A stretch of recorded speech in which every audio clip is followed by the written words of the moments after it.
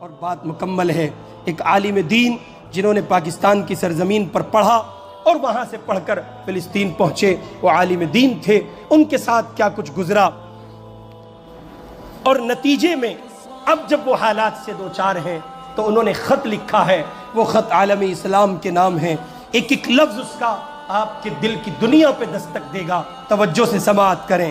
کہتے ہیں خط کے چھوٹے سے تراشے میں نہیں آئیں گے، خط کے چھوٹے سے تراشے میں نہیں آئیں گے، غم زیادہ ہیں لفافے میں نہیں آئیں گے۔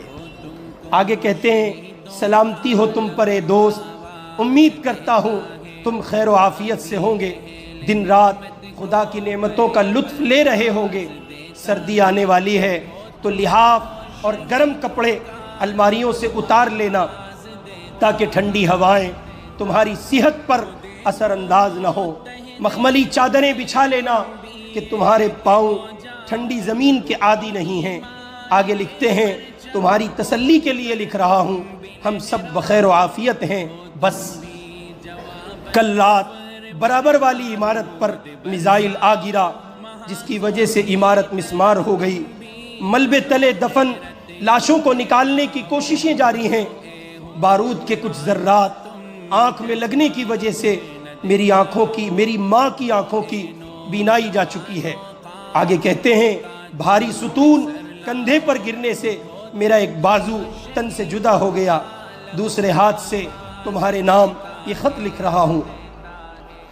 بابا پڑوسیوں کی خیر خبر لینے گئے ہیں، امید ہے کہ تھوڑی دیر میں ان کا لاشا صحیح سلامت گھر پہنچا دیا جائے گا، اور وہاں پرسوں ہی، اور ہاں آگے کہتے ہیں اور ہاں پرسوں ہی ایک چاند سے بچے نے میری بہن کے گھر جنم لیا، کل سے ہی میرے پہلو میں سویا ہوا ہے، سر کا اگلا حصہ کھلا ہوا ہے جہاں اب کچھ خون جمع ہوا ہے، لیکن آنکھیں نہیں کھول رہا ہے۔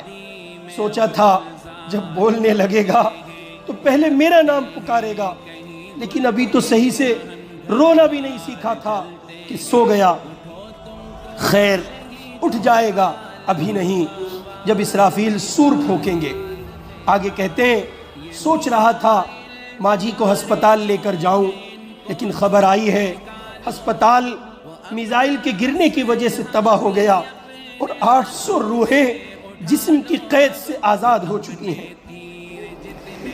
ایک ہفتے سے سبزی اور راشن دینے والا نہیں آیا، سنا ہے اس کے گھر پر بھی بمباری ہوئی تھی اور اس کا خانوادہ اس کے ملبے تلے دفن ہے۔ ملبے پر کتبہ لگا دیا گیا ہے جس پر لکھا ہے امت محمد کا مقبرہ۔ آگے لکھتے ہیں کبھی فرصت ملے تو فاتحہ پڑھنے چلے آنا۔ خیر یہ تو ہمارے یہاں روز مرہ کا معمول ہے، تم پریشان مت ہونا۔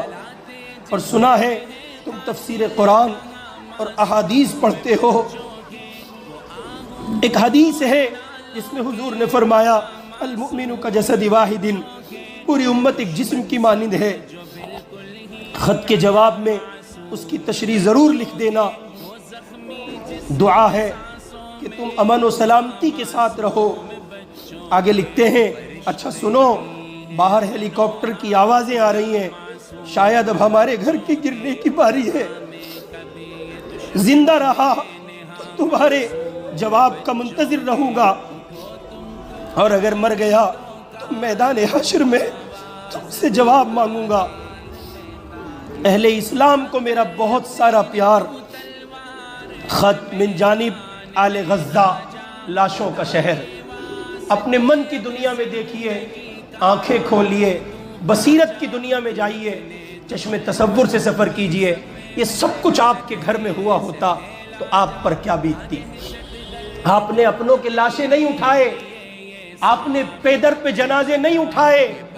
میں اپنے نوجوان دوستوں سے گزارش کروں گا، اگر اب بھی آپ کو برانڈیڈ چیزوں کا شوق ہے اور اس کا ہیضہ سوار ہے تو پہنو، میں انکار نہیں کر رہا ہوں، برانڈ پہنے آپ، لیکن وہ پہنے جو آپ کے مسلمان بھائیوں کے لاشوں کا سامان نہ بنے۔